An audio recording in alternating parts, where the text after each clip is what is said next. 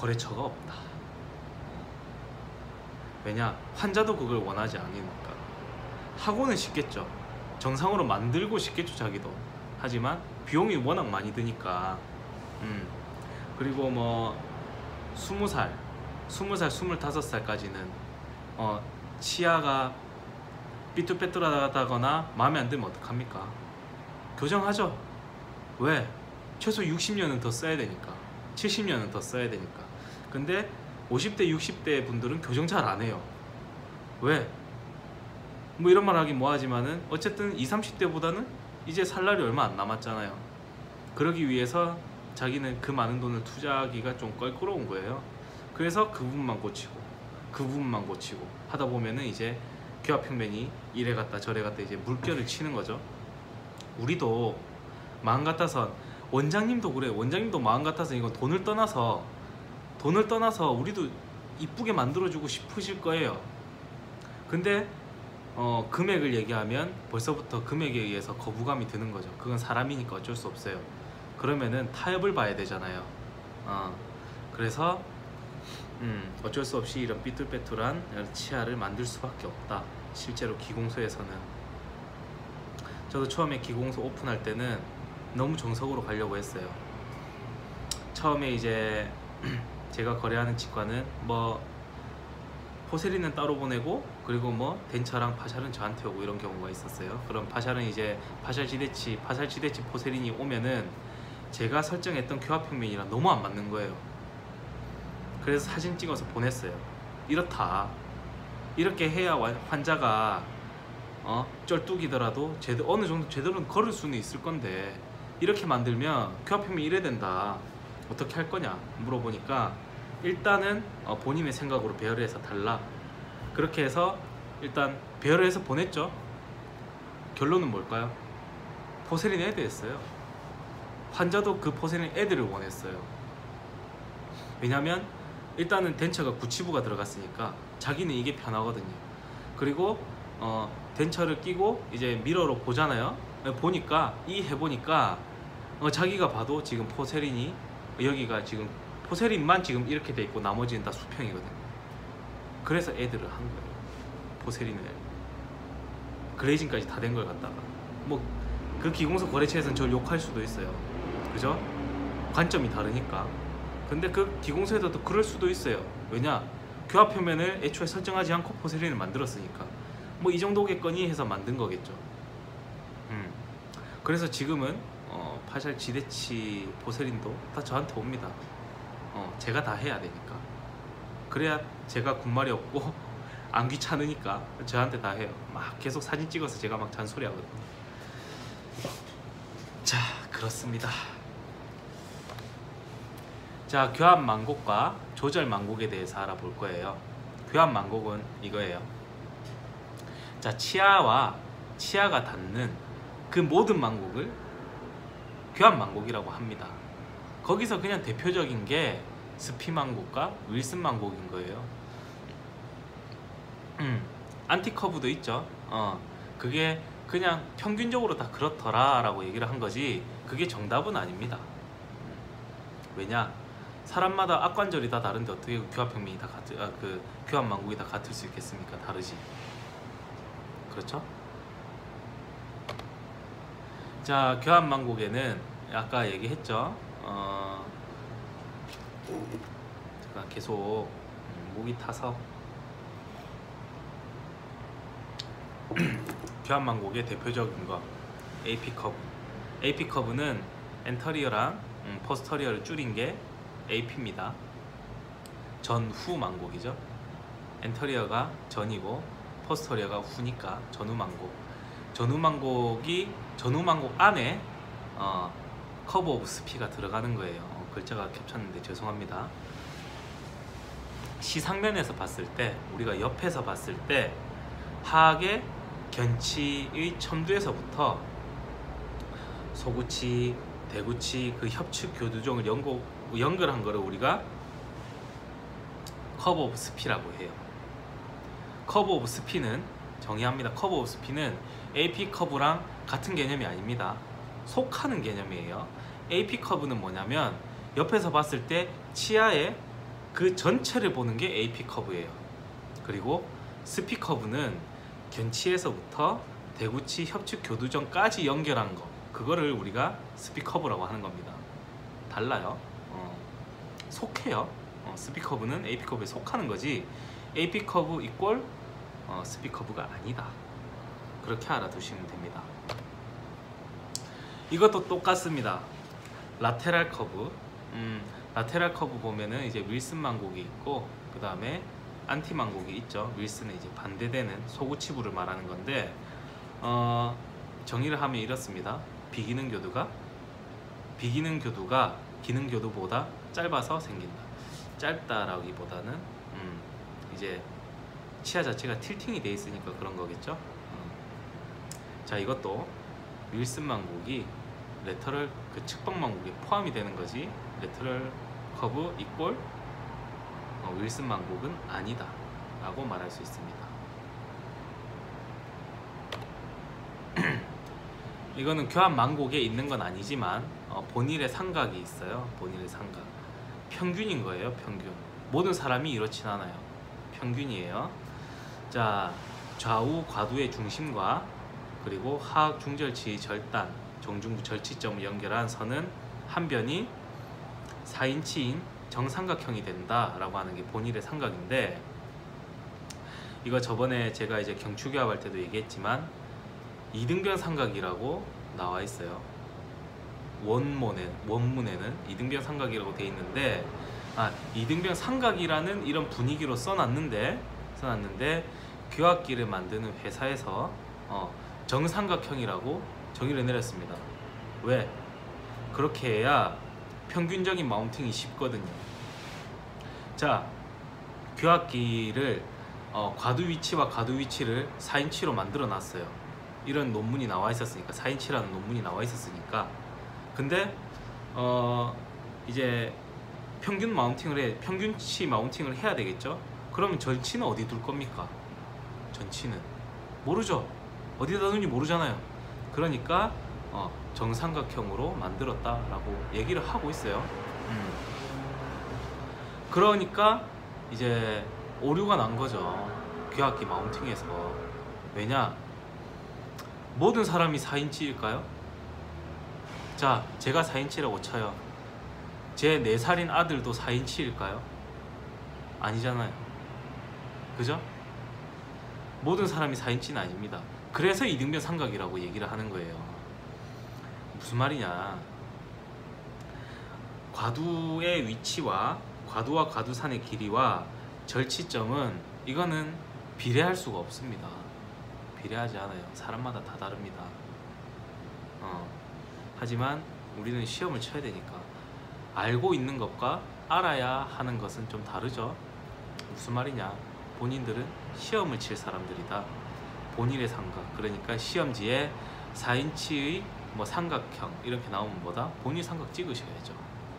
틀리면 떨어지는데, 그죠? 자, 몬순의 구면설이 나옵니다. 이것도 사실 좀 어이가 없어요. 자, 지름이 8인치 되는 공, 그러니까 반지름이 4인치인 거죠. 그냥 4인치예요. 반지름이 4인치가 되는 공을 하악골 위에 올리면 모든 면이 공에 닿는다는 거예요. 제 입이 그럴까요? 그럴까요? 평균인 거예요. 평균. 그러니까 10인치인 사람도 있고 6인치인 사람도 있고 4인치도 다 있는데, 그때 당시에 이제 논문을 쓰려고 이제 산 사람을 할 수는 없겠죠. 죽은 해골들을 다 모아가지고 죽은 해골의 하악골을 다 모아가지고 대본 거예요. 대보니까 평균적으로 반지름 4인치인 공이 더라라고 하는 거지 모든 사람이 이렇진 않다. 하지만 지금 뭐 배열 플레이트라든지 이런 거 보면 다 이거를 본따서 만들어요. 할머니와 할아버지의 그 지름이 같을까요? 우리가 뭔데 그 사람의 그 구면설이라든지 그 본인 삼각 우리가 왜 정해주죠? 안 불편할까요? 그 할아버지, 그 할머니들은 6인치군데 그렇게 측방을 운동을 하는 사람들인데 우리가 8인치로 만들어줬어요. 편할까요? 그 사람들한테 맡겨야죠. 결론은 이거예요. 우리가 측방에 그 과두각을 정하기는 힘들어요.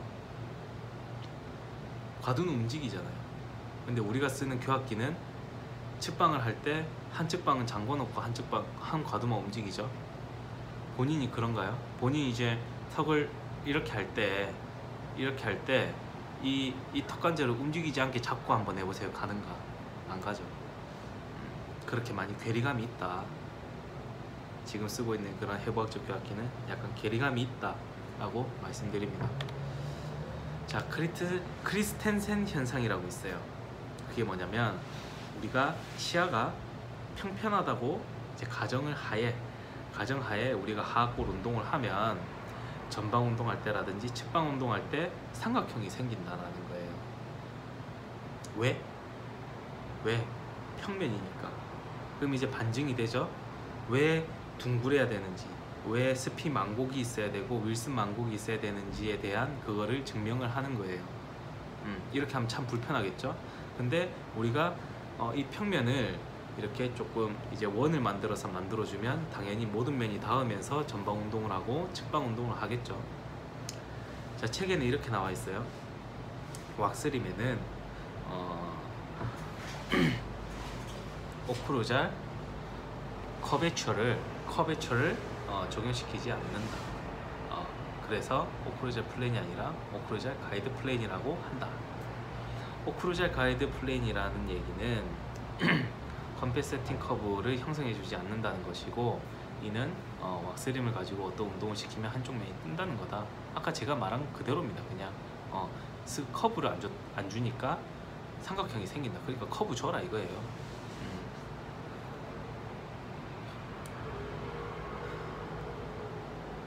자, 기본적인 예로, 자, 왁스림은 들었지만 왁스림에는 왜 커브를 주지 않나? 왜 안 줄까요? 왁스림에는 커브를 주는 게 아닙니다. 왜? 왁스림이 역할이 있기 때문이에요. 왁스림은 이 사람이 전방 운동하는 거랑 측방 운동을 측정하는 그런 도구가 아닙니다. 왁스림은 버티컬 디멘션이라고 우리 치아와 치아 간의 고경을 만드는 거지, 고경을 측정하는 거지, 이 사람의 측방 운동이라든지 전방 운동 가이드를 측정하는 도구가 아니에요. 그거는 고디가크라고 따로 있습니다. 그렇기 때문에 커브를 주지 않습니다. 왁스림을 하는 역할은 VD를 측정하기 위해서예요. 자, 조절 망곡이 뭐냐? 구강 안에 있는 모든 망곡을 각도는 좀 다르겠지만 보철에다가 그대로 재현시켜준 망곡이다. 참 위험한 망곡이죠, 그죠? 우리가 이 사람이 어떤 망곡을 가지고 있는지 우리가 어떻게 알겠습니까? 뭐 잘하시는 분들은 다 그렇게 만들어줘요. 왜냐면 오래 하신 분들은 이렇게 만드니까 컴플레인이 오고 이런 각도로 만드니까 컴플레인이 오는 걸 다 아십니다. 그죠? 그래서 컴플레인이 안 오는 한도 한에서 평균적으로 그렇게 컨투어링을 해요. 그렇게 빌드업을 하고 그렇게 배열을 합니다. 그렇게 해서 나오는 게 그 사람만의 조절 망곡인 거예요. 이거는 총위치에만 해당 망곡이 아니고 모든 보철물에 적용된다. 다만 총위치에서는 조절 망곡이 형성하되 크리스텐센이 형성되지 않도록 보다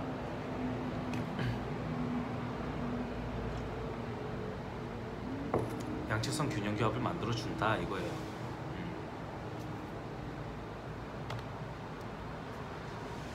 자, 교합면 형태의 교합면의 기능적 형태를 볼게요. 일단 협설폭이 100이라고 치면 교합면이 한 60-70% 정도 됩니다. 되고 이제 교합면을 기준으로 해서 아웃라인을 기준으로 해서 그 바깥쪽은 아웃사이드 그리고 안쪽은 이너사이드라고 합니다.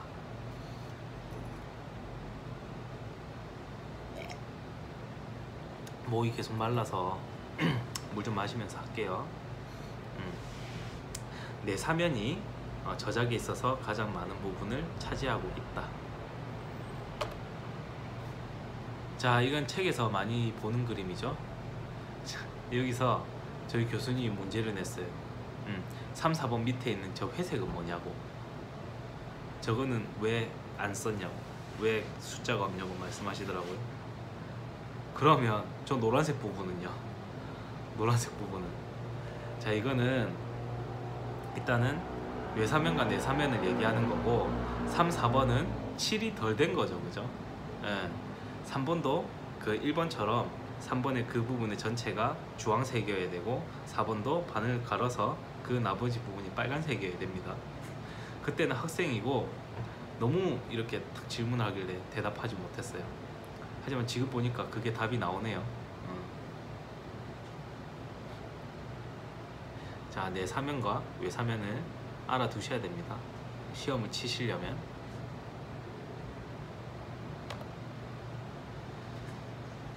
자, 펑셔널 아우터 에스펙트, 기능적 외사면. 무슨 말이냐? 기능 교두에 있는 외사면을 말하는 거예요. 너무 어렵게 썼죠, 그죠? 기능 교두에 있는 외사면을 말하는 겁니다. 자, 이 부분에서 A 컨택이랑 C 컨택이 생기게 된다는 거예요. A, B, C 컨택은 다 배우셨습니까? A, B, C 컨택에 대해서 한번 알아볼게요. 자, 이게 A, B, C입니다. 자, 협측을 기준으로, 자, 협측, 이제 좌측과 우측 치아가 있겠죠. 그거 상관없이 협측에 있는 바이트를 A 컨택, 그리고 가운데 있는 걸 B 컨택, 그리고 가운데를 기준으로 볼 쪽에 있는 거를, 설측에 있는 거를 C 컨택이라고 합니다. 보통 그래요. 하지만 이렇게 세 점이 있지는 않다. 자, 동그란 구에 의해서 만들어진 ABC 컨택 포인트가 만들어진다. 바이트 컨택은 약 표면적 한 1mm 정도. 1mm는 커요. 큽니다. 0.5 정도 만드셔야 돼요. 0.5 정도. 왜냐면 어차피 살짝 높거나 이럴 거거든요. 너무 딱 맞게 만들어주는 것도 원장님들이 좀 찝찝해합니다. 오, 왜 이래 잘 맞아? 이런 분은 잘 없고, 아, 이거 안 쳐도 되나? 이런 케이스가 더 많아요. 차라리 조금 칠 수 있는 여유를 만들어주는 것도 센스예요. 그렇다고 해서 뭐 대여섯 번 치게 하면 안 되고, 스톱 포인트로 한번 살짝 할 정도. 이러니까 잘 맞네. 이런 마음이 들 수 있게 포인트를 만들어 주셔야 돼요. 그러면 자, 1mm로 만들어 줬어요. 만들어 줬는데 저기 약간 높으니까 쳤죠? 치면 어떻게 될까요? 1mm보다 더 커지겠죠. 그럼 조금 이게 규합점이 너무 큰데라는 생각이 들어요. 그래서 만들어서 나갈 때 0.5 정도에서 만들어서 나가면 한번 탁 치면 1mm 됩니다. 아시겠죠? 자, 교모가 된 이제 1mm의 바이트 컨택을 이제 파셋이라고 합니다. 파셋이 뭐냐면 면이에요, 면. 그러니까 짝짝짝 씹었을 때도 면이 있겠지만, 우리가 측방을 할 때도 그 턱 관절의 움직임에, 턱의 움직임에 의해서 치아끼리 서로 닳죠, 그죠? 그런 면도 우리가 파셋이라고 합니다. 아시겠죠? 자, 저작 효율, 음식물 배출로, 푸드 스필웨이라고 하는데, 그냥 이렇게 생각하면 된다 이거예요. 기능 교두가 비기능 교두 안에 들어간다, 포사 안에 들어간다. 너무 딱 맞으면 안 되겠죠? 그렇다고 너무 넓어도 안 돼요. 어중간한 참 제일 어려운 단어인데, 그거는 이제 본인이 조각을 하시든지 디자인을 하면서, 그것도 모르죠. 조각할 때는 디자인할 때 어떻게 합니까? 그걸 완성돼서 이제 나간 다음에 뭐 기사 때는 소장님한테 물어보든, 아니면 소장님이 되셨다면 원장님한테 물어보든, 이렇게 해서 어떻습니까? 라고 계속 피드백을 받으셔야 돼요. 그건 무서워하면 발전이 없습니다. 저 같은 경우도 그 환자 이제 VD를 측정하거나 쉐이드 측정하거나, 아니면 원장님이랑 이제 소주 한잔 할 때, 이때 저는 무조건 물어봐요. 무조건. 아니면은 환자가 세팅된 날을, 제가 아는 환자는 세팅된 날 원장님한테 카톡을 합니다. 세팅 어땠습니까? 다 물어봐요. 그런 환자가 한두 명이 아니지만 다 물어봅니다. 그렇게 하면 이 사람은 수평피가 좀 적더라, 조절 만곡이 조금 세더라 이런 거 다 얘기해줘요. 그럼 그거에 맞춰서 또 모든 사람은 그 만곡에 만들어주면 안 되겠죠. 그 악궁의 크기를 보고 그렇게 조절을 해가는 거예요. 그래서 조절 만곡이죠. 자, 기능교두와 비기능교두의 형태에 대해서 알아보겠습니다. 기능교두는 비기능교두보다 외사면이 넓어요. 왜냐?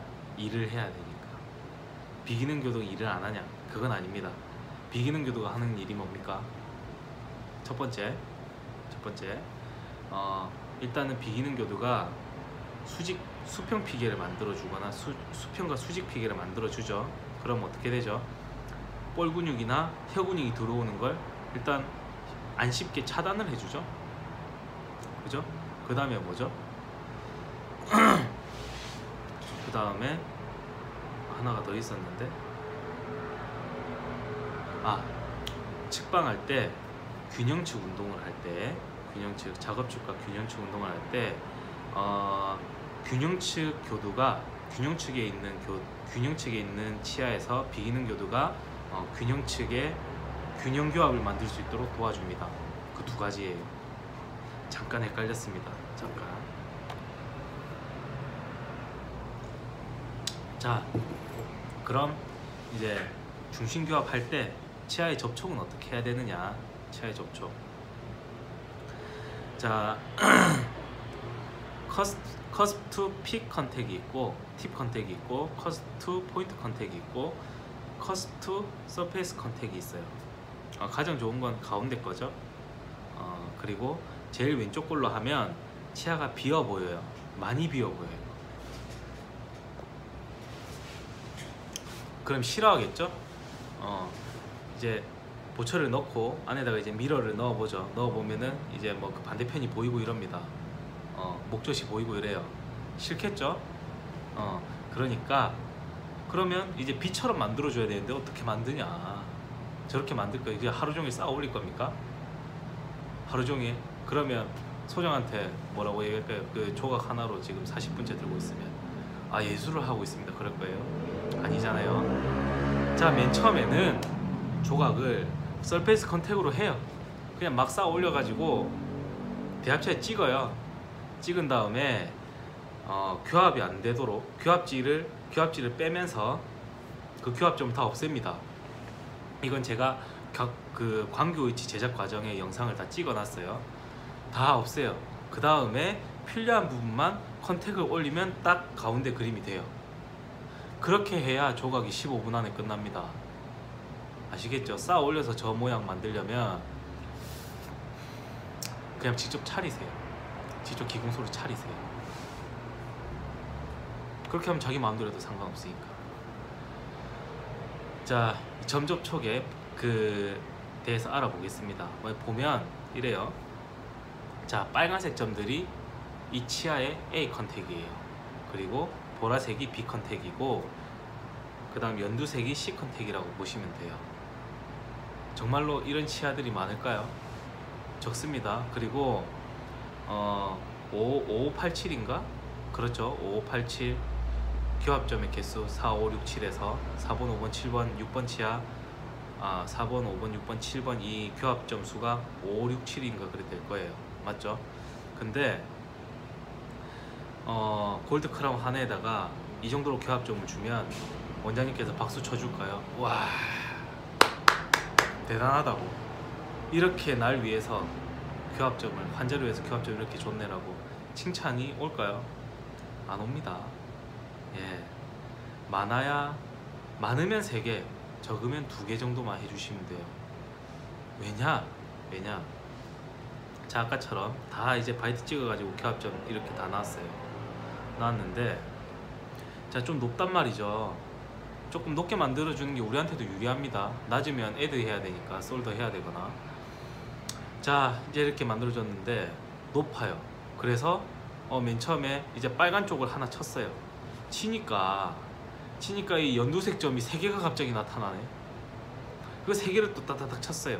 치니까 빨간색이랑 보라색 점이 또 3개가 나타나네. 미치는 거예요. 미쳐. 정확하게 딱 닿는 거